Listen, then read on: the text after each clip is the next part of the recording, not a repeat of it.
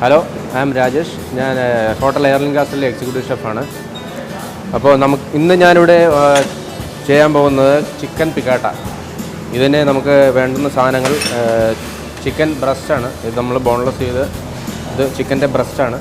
ഇതിൻ്റെ നമ്മൾ സ്റ്റഫിങ് ചെയ്താണ് ഉണ്ടാക്കുന്നത്. ഇതിന് വേണ്ടുന്ന ingredients chopped onion, chopped celery, chopped garlic, chopped mushroom, Rosemary. ഇത് സാധാരണ നമുക്ക് മാർക്കറ്റിൽ അവൈലബിൾ ആണ്. പിന്നീട് സോൾട്ട്, പെപ്പർ, ഷുഗർ. പിന്നെ ഞാനിതിൽ മെയിനായിട്ട് ഉപയോഗിക്കുന്നത് ബ്രൗൺ സോസാണിത്. ഇത് സാധാരണ നമുക്ക് വീട്ടിൽ ചെയ്യാൻ പറ്റുന്ന ഒരു സംഭവമല്ല. അതുകൊണ്ട് നിങ്ങൾക്ക് മൈദ ബ്രൗൺ ചെയ്തും ചെയ്യാം. അപ്പോൾ ഇത് സാധാരണ ഹോട്ടൽസിൽ മാത്രം ചെയ്യുന്ന ഒരു സാധനമാണ് ബ്രൗൺ സോസ്.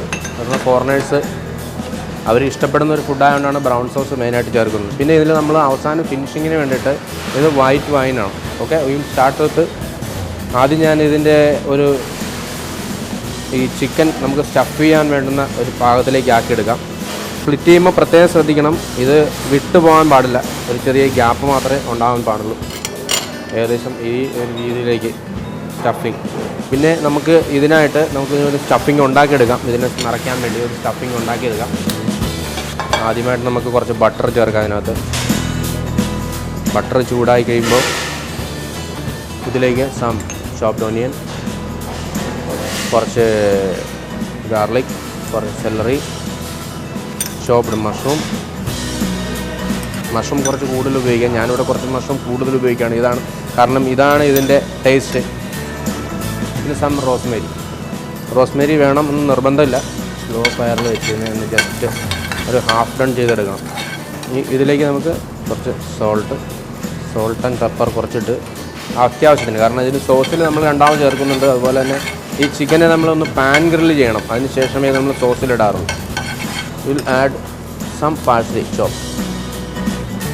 ഇതിൻ്റെ സ്റ്റഫിങ് ജസ്റ്റ് ഇത്രയും ഇതിന് കുക്കിംഗ് പ്രോസസ്സ് വരുന്നുള്ളൂ. ഇത് മെയിനായിട്ട് നമുക്കൊരു പാത്രത്തിലേക്ക് മാറ്റി വയ്ക്കാം.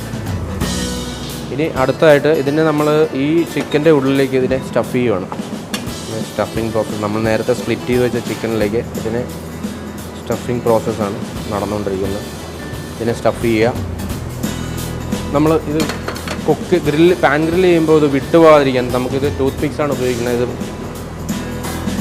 ഇതിനൊന്ന് പിൻ ചെയ്യാം. അപ്പോൾ ഇത് ഏകദേശം ഇതിൻ്റെ സ്റ്റഫിങ് പൂർണ്ണ ഇതിലേക്ക് എത്തിക്കഴിഞ്ഞു.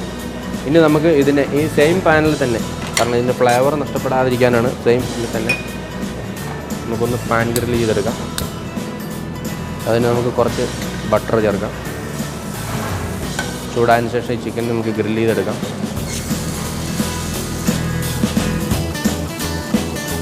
നമുക്കിതിനെ ഒന്ന് മറിച്ചിടാം. ഇതിനെ നമുക്കിനി ഒരു പാത്രത്തിലേക്ക് മാറ്റാം.